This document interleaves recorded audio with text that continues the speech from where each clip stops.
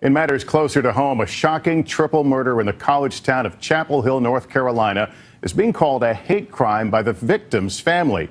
All three victims were Muslim, but authorities don't believe that was a reason they were gunned down. This analysis of the Chapel Hill murders will showcase the perspective viewed by those from an opposite perspective of that which belongs to Fox News. If Fox News was showcased in the same manner as they depict others by a pro-Islam, pro-liberal group, what would the argument be? On February 10, 2015, in Chapel Hill, North Carolina, Craig Hicks walked up to his neighbor's apartment. He knocked on the door, pulled out a .357 caliber handgun, and shot Dia Shadi Barakat in the doorway. He used his gun to force his way into the apartment, where he shot Barakat's wife, Yusur Mohammed Abu Saleh, and her sister Razan. The autopsies conducted on Yusur and Razan demonstrated that Craig Hicks was standing above them when he shot his gun, sending the bullets downwards through their skulls. He has been charged with murder, but these killings weren't just murders, they were executions. Dia, Yusur, and Razan were Muslim. Craig Hicks was a militant atheist who had shared violent anti-Muslim sentiments on Facebook. But the next day, the local police released a statement that they believe the crime was motivated by an ongoing neighbor dispute over parking. The conservative news media ran with it, with headlines such as this one.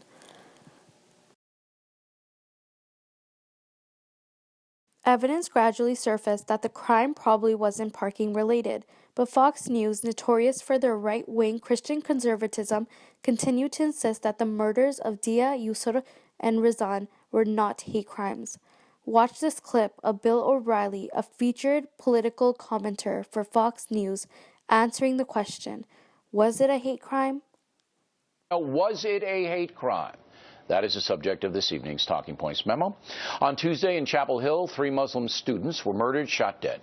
They are 23-year-old Dia Shadi Barakat, his 21-year-old wife Yusur, and her 19-year-old sister Razan Mohammed Abu Saleh.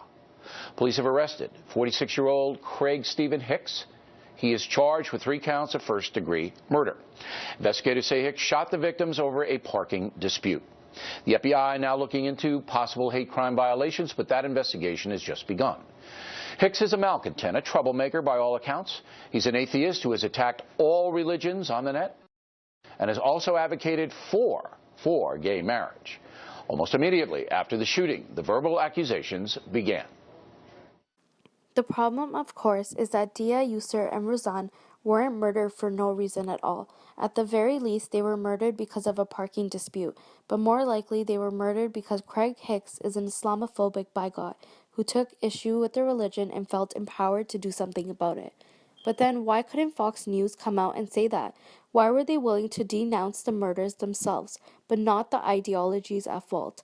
The short answer is that Fox News has a long history of Islamophobia themselves. In 2013, Media Matters for America, a left-wing media watchdog, published this video of some of the most Islamophobic biases Fox News has shown that year. This is exactly how it started in Europe. Immigration, allowing them to come in carte blanche to European countries in the 60s to allow them to work. They stayed. Their kids are becoming radicalized. We are at risk of the same thing. Well, the minority becoming the majority at one community pool. Sharia law is now changing everything. A YMCA in Minneapolis, St. Paul is starting a swim group for Muslim girls, but special considerations have to be made to keep with their religious beliefs. These people live to kill us. They live to attack us. They live to horrify us. And when people pull back, that's exactly what they want. And therefore, I think that we ought to be very selective in allowing any Muslim or future Chinese students in here. Hans and Sven are not on the FBI's most wanted list. So they looked at the Quran and said, grab a meat cleaver and hack somebody up? Fantastic. I think it's time for profiling, though, don't you, Ange? I think it's time for profiling because the profile has been Middle Eastern Muslims who have blown people up or attempted to blow people up over the last 15 years. Let me make it clear. I don't have a problem with profiling. I think Pete King, the congressman who's the head of the House Terror Subcommittee, when he talks about that the police have to get in and infiltrate the Muslim community, I completely agree with that. I think that we should be able to put in listening devices in there. Is that possible? No. No Muslim students coming here with visas. No more mosques being built here until you stand up and denounce what's happened in the name of your prophet. They're openly telling us they want to take over the country. They're openly committing treason. They're openly Islamifying areas, and it has to end. And that's what we're saying. It's like you don't keep adding to the problem. Well, but yeah. Well, Tommy, we got your back, and we'll definitely look to keep in touch. And I really think it's it's great what you're doing. If we burned down your mosque here, you'd be really upset. Rubina Ramji had this to say in 2003 about the representations of Islam in American news media. The fear of Islam traced to historical conflict between Christians and Muslims has been transmitted through generations by literature, folklore, and Orientalist writing. This fear of Muslims has created negative stereotypes about Islam in general and Arabs specifically, which are perpetrated by the news media. This is the idea of Orientalism, a media rhetoric that codes Arabs and Muslims as an ethnic other. It brings to mind the writings of Eric Ben Salba, who argued in 2012 that religion is inherently violent. He says that the religious process of identity formation results in a us versus them mentality, in which the out-group is demonized to protect the in-group from being undermined. So by perpetrating harmful Islamophobic stereotypes, the predominantly Christian Anglo-Saxon American news media is engaging subconsciously in a violent, transcendent battle against the Muslim other. But they aren't doing it alone. They're also bringing their audience along with them.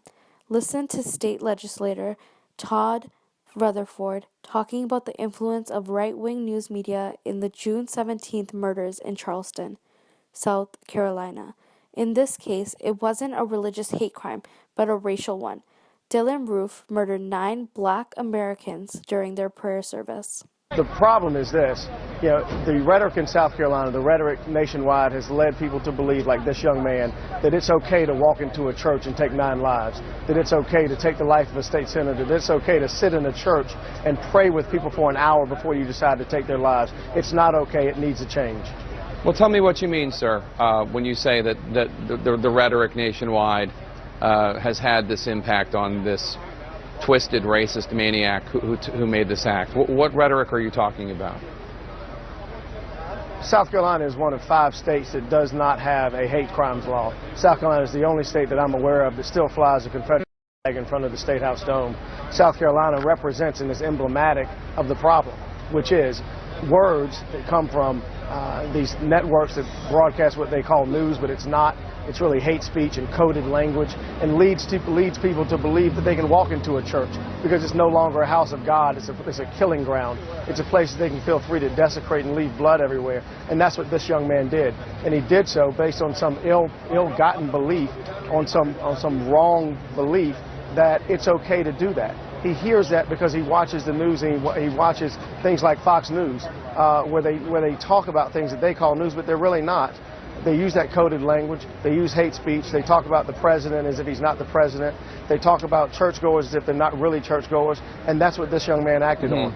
That's why you can walk into a church and treat people like animals when they're really human beings. Of course, a lot of Fox News viewership is made up of old white Republicans who are already supporting the beliefs Fox News and their correspondents are supporting.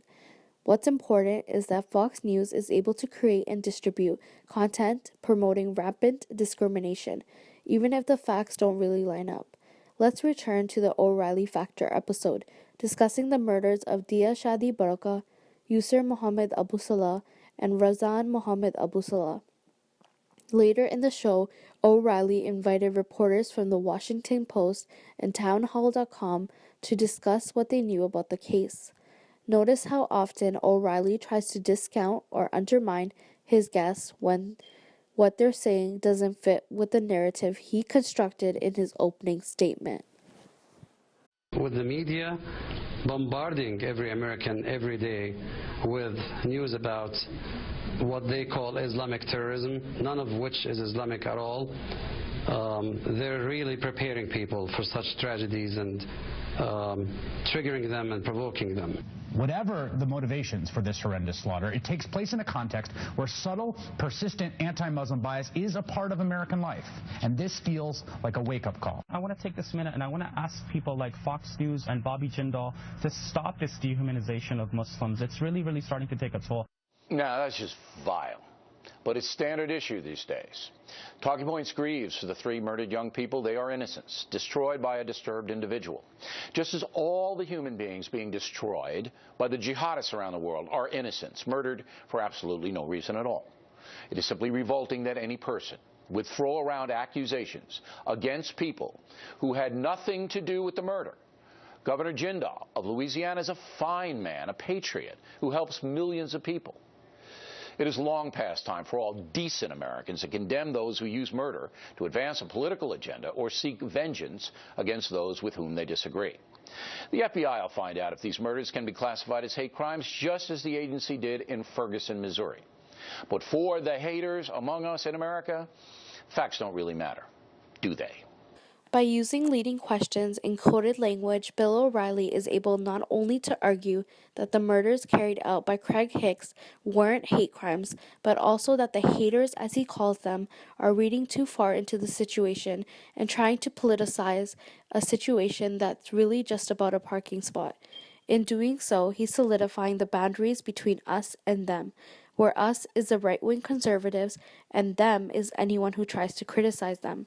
It's exactly what Eric Ben Salba is talking about when he discusses the cosmological function of religion. As he says, the violent identity formation process must continue for as long as a group exists. In the case of Dia Baraka, Yusur Muhammad Abu Salah, and Razan Muhammad Abu Salah, maybe it doesn't matter whether it was about a parking spot or a hijab or an unspeakable fit of rage. As long as Fox News and other conservative media sources continue to advance their harmful and violent Islamophobic rhetoric, American Muslims will continue to face violence and discrimination merely for existing. Did this video seem biased to you? That's because it was intended to be. The perspectives that were showcased in this last video hold the same level of accusation as the perspectives put forth by Fox News. While there is truth in what is stated by this viewpoint, as well as truth in what is stated by Fox News, it is actually the conviction behind which the mass media propagates a perspective that makes it seem as compelling as it is. Through this video, we wish to show the opposing viewpoint of the same matter as Fox News does, in just as compelling a light as Fox News does, thus showcasing the effect of mass media on the way one analyzes and receives information about religion. We hope that it opened your eyes a little bit on how you view what the media says, especially what media with a right or left-wing bias is propagating about a topic.